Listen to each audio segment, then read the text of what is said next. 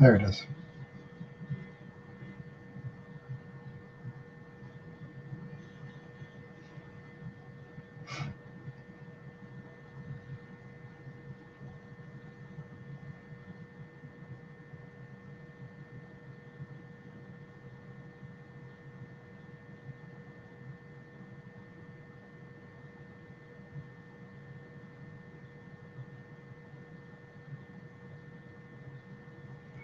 Hello, everyone, and welcome back to our live stream conversation. I'm Dave Stoffaker, Senior Credit Trainer with Lenders Online Training. Today, we're going to be doing something a little bit different. I couldn't be more excited about it. We actually have a special guest joining us today. His name is David Mauch. He's the Chief Financial Officer and Principal at CliftonLarsonAllen, based in Minneapolis. David brings to us 30 years of accounting experience. He leads CLA's client accounting and advisory services. His focus is especially for clients in the manufacturing sector. He works hands-on with businesses in assessing controls, building financial strategies, and preparing them for whatever comes next, especially in today's uncertain times. David, welcome to the show. It's a pleasure to have you here. Did I miss anything? No, I think you have covered it. I appreciate the opportunity to meet with you, David. Awesome. Well, David, recently our Lenders Online training team put forth a LinkedIn poll to our fellow followers. It was stated as this: which area of economic uncertainty is the most concern to you as it relates to increasing risk to our borrowers? Now, the majority of the answers, they're all kind of high level. One was tariff impacts to markets. One was tariff impacts to supply chains. The other was change in consumer confidence. So economic uncertainty, global tariffs, and you can see headwinds are blowing. So how could we not bring this topic to the forefront? So our topic today is helping borrowers pivot during times of economic uncertainty. So whether you're a senior lender, credit analyst, or just starting your banking career, maybe you're even a director or an advisor, this conversation is about practical ways to support your clients through economic turbulence. So David, I've got so many questions, and I want to, I appreciate your insight on these challenging times for business. I want to respect your time, so I've kind of narrowed it down to 4 topics. So, are you ready? I'm ready for you. Awesome. Topic number 1: what questions can the banker determine if the client is proactively approaching or the challenges to this environment? I guess what I would start with on that, David, I would ask what specific steps your clients have taken in preparation to address the current economic conditions. I think what it comes down to is looking at everyone has an action plan, whether it be documented or not, or just on the back of a bar napkin. But are they adjusting? Are they looking at the current conditions, and are they flexible in working towards new different directions to adapt? I think that there's an old saying, I think it was Benjamin Franklin had brought this up: by failing to prepare, you're preparing to fail. And so I think by showing that you are preparing yourself for whatever the next economic decision, condition that you're running into is going to prepare you for the future. I think the next one is, and probably most important in my mind, is how you're managing your cash flow. One of my favorite tools that we utilize and that we recommend for most of our clients is to have a 13-week cash flow. It's basically looking out 3 months, because beyond that, we feel like the predictability of what you're dealing with is kind of lost. So you know what your cash outlay is, you know what your cash inlay is. You can understand what you might have to do as far as CapEx if you're looking at any kind of expansion.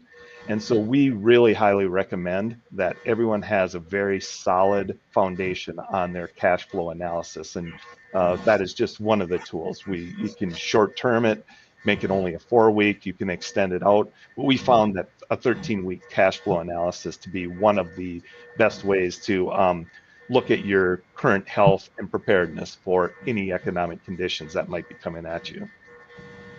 That's Um, That's awesome. I love that. I implement that type of strategy with many of the clients that I have worked with the SBDC. But it's like, what's right in front of you if you can at least figure that out with your cash. So I love the 13 weeks. So that's awesome. yeah, and I think that one of the things that I would always want to hear is what you're doing differently today based on the current conditions than maybe you were doing a year ago. Really explores, the client's adaptability to what is happening and the willingness to pivot based on the circumstances they're dealing with. And then the last one would be, if I always want to know that they have a contingency plan for when it actually does come down a decision. It might be on, say, tariffs, as you had mentioned. Tariffs is something that we have to prepare for, to wait and take a wait and see attitude and try to Mhm. adjust to it at the ninth hour is not the best way to do it. So I would definitely look at being more proactive, prepare for the worst, and hope for the best, and see what the conditions turn into so that you are prepared for the next step. That's awesome. When you ask those type of questions, what type of red flags or green flags do you actually have in their answers? What do you listen for? What are you looking for? I'm curious.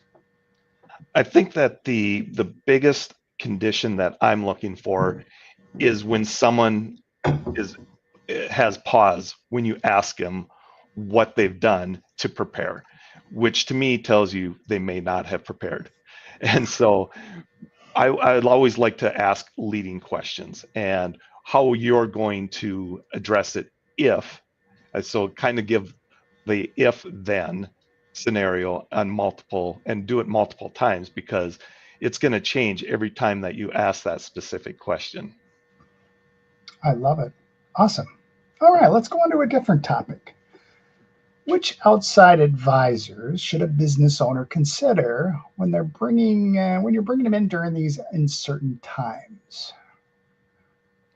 So I love the idea of we're all very familiar with the saying of board of directors, and usually Mhm. that's kind of reserved for a little bit bigger companies.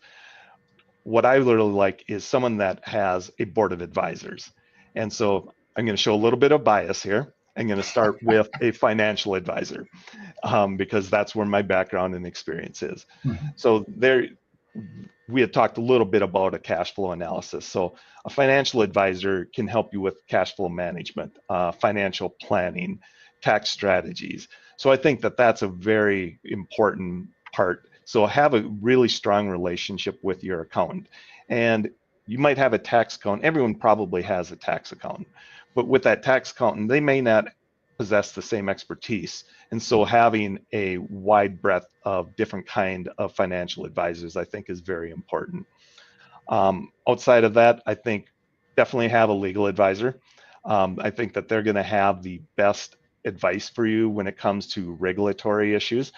That's always that gotcha area. And so I really always try to emphasize making sure that you're addressing any kind of regulatory issues and also any kind of contracts that you're putting in place to make sure that you're not having regrets in the future as to what you might have put in the contract, and compliance as well. So those are the items that I think that can really hit you. And then other kinds of business consultants. I work for a firm where we do outsourced fractional type of assistance. You can Okay. get that in pretty much every different C-level individual that you would like. So take, for instance, there's COOs that work. So from an operational standpoint that they can assist you with. You got CMOs. Really important right now as you're trying to maintain and or grow your business. So where's our market positioning? What's the market conditions? How do we adapt to that? How do we not only minimize what the current issues are, but how do we look for new opportunities with this? Because even though you might be in a situation where you're going backwards in some scenarios, there's opportunities in the current situation that we're in as well. And everyone's also knows, like, say, from a CIO standpoint, information systems, that you can look for opportunities there as well. Look for digital solutions. We have a team at CLA that specifically looks for digital efficiencies, cyber securities, to make sure that you don't get hit with a huge debt that pops up because of a cybersecurity issue. Remote work capabilities, having the right software, having where your software is interchanging with each other so that your information, try to get rid of the manual processes. That's fantastic with all the, what we would say, segmented roles of specialty, of niche type of expertise to bring into your team.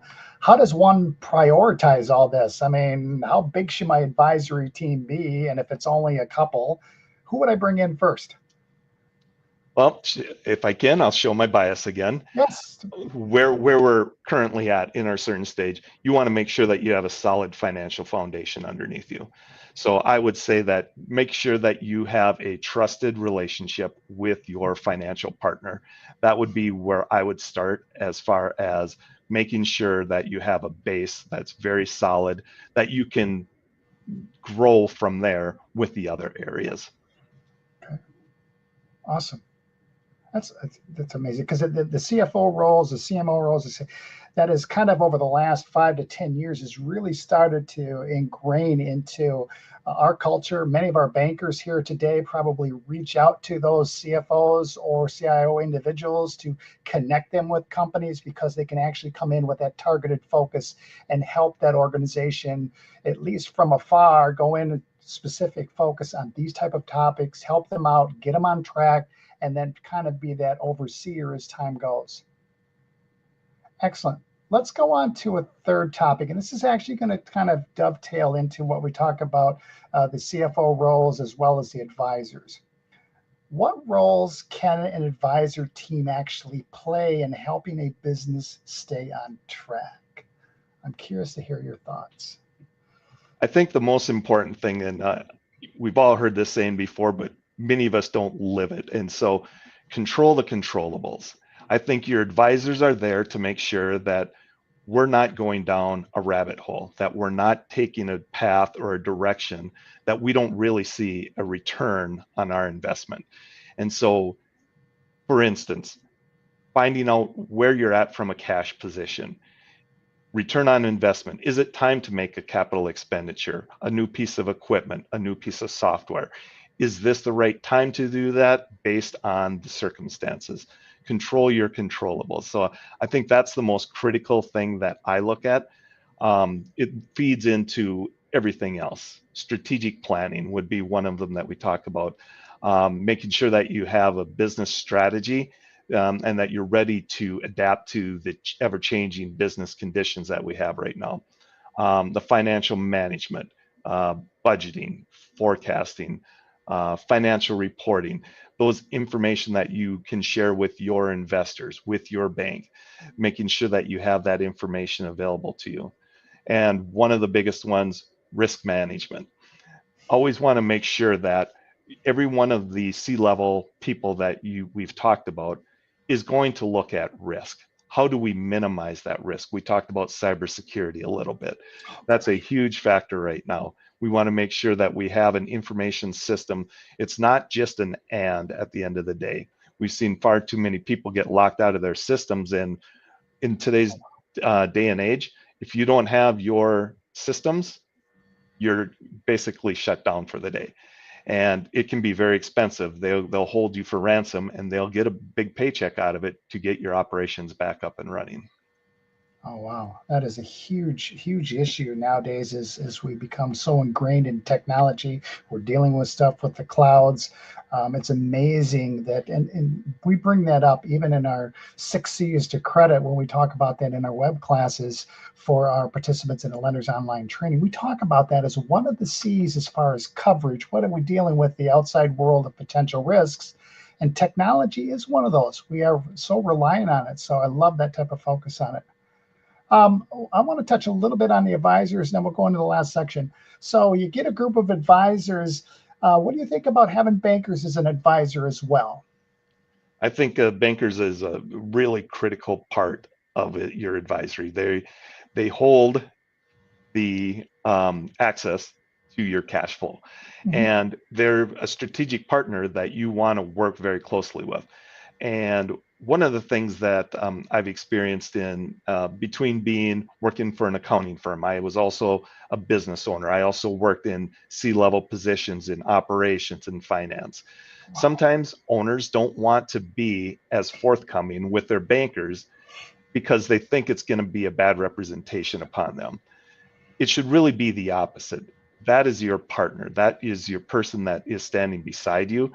They want to minimize the risk as much as you do. They have the opportunity to make introductions to some of these people like your advisors. And I really highly encourage that we be as open, as honest, as forthright as we can as a business owner to the bank that we're working with. Awesome. Excellent. I appreciate that. That's a great comment for our banker friends on there. Last topic. What 3 steps can a banker do to help a client start building this support team? Because we work closely with our clients as a banker. Say, how can we help them? We want the relationship. We want to be part of that. Help them to be successful. Yeah, we're going to be in there for the financial side of it, but our overall goal as a banker is to make our clients successful. We want to be along the journey. What can you give us some advice? I think one of the most important things that I would want to do as a banker, I'm not a banker, but if I was a banker, I would want to do the same thing that I encourage everyone to do, and that is to listen. We always talk about, in order to listen, all you have to do is get your subject to talk about the favorite subject, which many times is themselves. And so ask a lot of questions and really hear what your clients are saying to you. So, first and foremost, just listen to what they're saying. And sometimes it might be hidden in the words, and you might have to interpret it and ask more questions and lead them to that next area.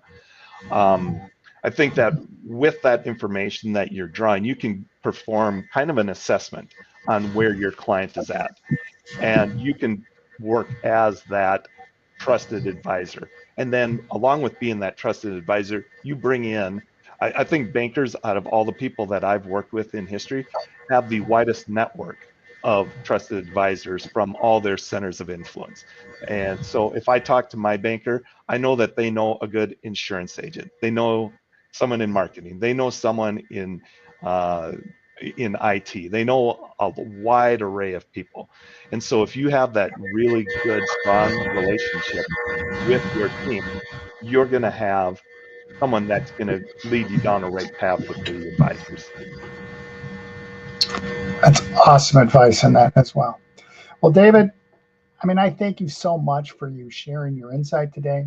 I think it would have really helped me break down a couple of things as to leading proactively through this uncertainty. And we know it's on some certain times right now. I think I know for our audience of bankers and business advisors, I think you got a wonderful value as far as just hearing your perspective of things, especially developing that smart advisory team, having someone there that can work with you and be advisors and someone that you can really focus on the company as a whole, because it kind of can be lonely when you're running the company. I think a few things that actually stood out to me today, is basically how manufacturers deal with, um, the financial challenges, and in particular, the need for our companies to look forward in leadership positions, financial leadership, to really look ahead of the ship. I think that's a wonderful thing, and developing that advisory group is part of that. Your comments about cash flow forecasting, that 13-week cash flow, that's awesome. And I think having the advisors collaborate with you on that as the bankers probably provides a healthy environment for the company. But most of all, from our conversation, was the fact that you can control what you can control, manage the controllables. I love that. I love that, David. So before we wrap up, is for those in our audience that are either looking for an outsourced CFO or actually looking for some advice, even with the CLA group, how can they actually get in touch with you? Yeah, so the website is listed on the page there, Okay. claconnect.com.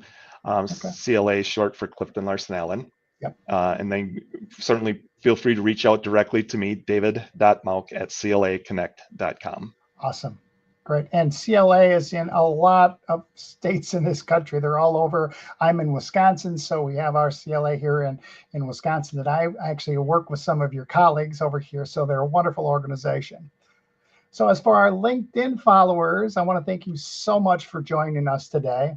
I mean, I will ask our producer there to put our URL down there at the bottom of the screen so that you can sign up for our Ask the Experts emails. We look forward from hearing your thoughts and feedback.